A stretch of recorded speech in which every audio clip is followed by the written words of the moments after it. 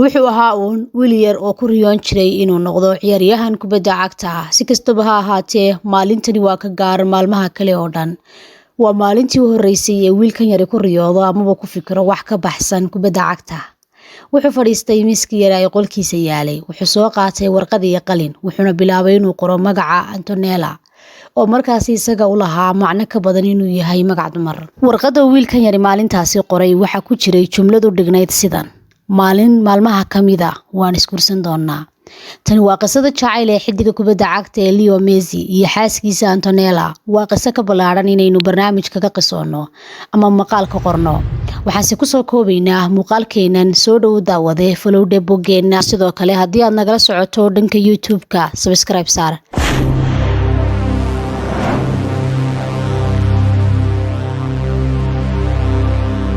Lionel Messi waxa uu sanadkii 1987 ku dhashay magaalada Rosario ee dalka Argentina. Antonella iyana waxay dhalatay sanadkii 1988, sanad kadib dhalashadii laacibkan. Sheekadoodani jacayl ayaa waxay ka soo bilaabantay yaraantoodii iyo guriga Messi saaxiibkii Lucas. Markii ugu horeysay ay kulmeen labadoodu, Messi waxa uu ku ciyaarayay Sony Games guriga saaxiibkii Lucas. Markii Antonella u soo dhawaatay ay weydiisay bar inay wax u baahan yihiin, Messi aad ayuu uga xishooday inuu wax sheegto. Waqtigaasi Messi wuxuu jiray 9 sano, Antonella iyana waxay jirtay 8 sano. Maalintii labaad ee uu guriga yimid, haddana waxa uu ku arkay isla gabadhii shalayto. Messi ayaa saaxiibkii weydiiyey, waa tumaynan tan yari? Waa in adeertay, ayuu ugu jawaabay. Labadani maalmoodba sida lagu tabiyey sheekada, Messi ilbiriqsi kama jeedsan gabadhani aadka u qurxoon. Muddo kadib waxay noqdeen laba qof oo saaxiib dhow ah, laakiin Messi weligii wuxuu ogaa inuu rabo Antonella inuu nolosha la wadaago. Intaasi kadib, Messi waxa uu maalin walba tegi jiray guriga saaxiibkii isagoo rajaynaya inuu halkaasi ku soo arko in adeertiisa uu caashaqay maalintii. Wuxuuna niyadda ku hayay inay sanado badan kadib gabadhani noqonayso lamaanihiisa. Aabaha dhalay saaxiibka Messi ayaa ka shakiyay wiilkan yar ee maalin walba imanaya guriga. Waxa uuna wiilkiisa weydiiyey waxa uu Messi guriga u yimaado. Wiilkii waxa uu ku yidhi aniga ayuu ii yimaadaa si aan isugu raacno banaanka. Laakiin odaygii waxa uu ku noqday caqabad xiriirkii curdinka ahaa ee ka dhaxeeyay Messi iyo Antonella. Messina waxa uu joojiyay inuu gurigaasi tago in muddo ah. Si uu xiriirkoodu u sii jiro, waxa uu qori jiray warqado isagoo ugu dhiibaya saaxiibkii. Labadani qalbi ee dhalinyarada ah waxay noqdeen saaxiibo isku dhow, waxayna wada qaateen madadaalo badan. Laakiin maalin maalmaha ka mid ah, noloshu way kala kaxaysay. Maalintaasi waxay ahayd 2000 markii Messi aabihii George Messi uu go'aansaday inuu u safro Barcelona isaga iyo qoyskiisuba. Intaa kadib, xiriirka ka dhaxeeyay Messi iyo Antonella ayaa noqday mid fogaan ah.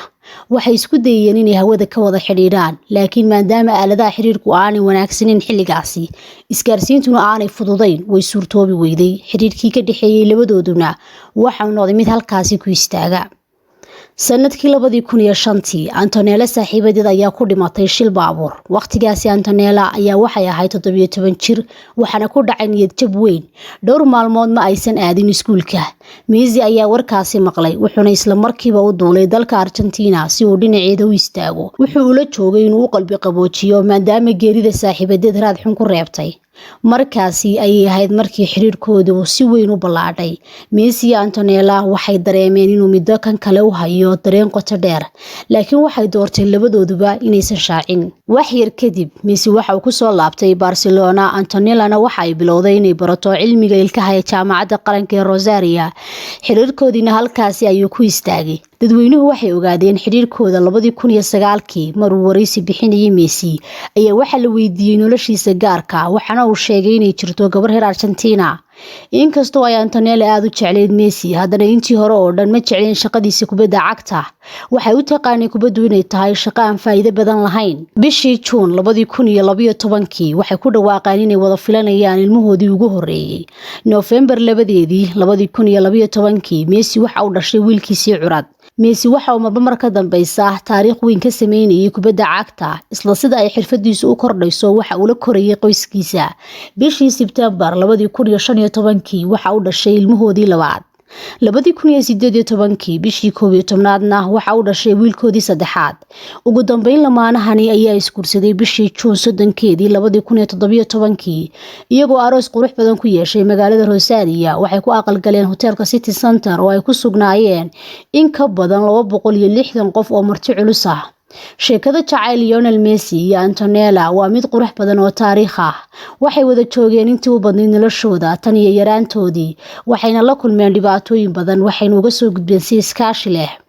Messi ayaa aad ugu qanacsan noloshiisa iyo gurigiisaba. Antonella waxa lagu naanaysaa The Luckiest Woman, gabadha ugu nasiibka badan adduunka, sababtoo ah waxay guursatay jacaylkii caruurnimadeeda. Sheekada jacayl ee Messi iyo Antonella ayaa noqotay mid aad u soo jiidatay taageerayaasha Messi iyo guud ahaan dadweynaha kubadda cagta xiiseeya.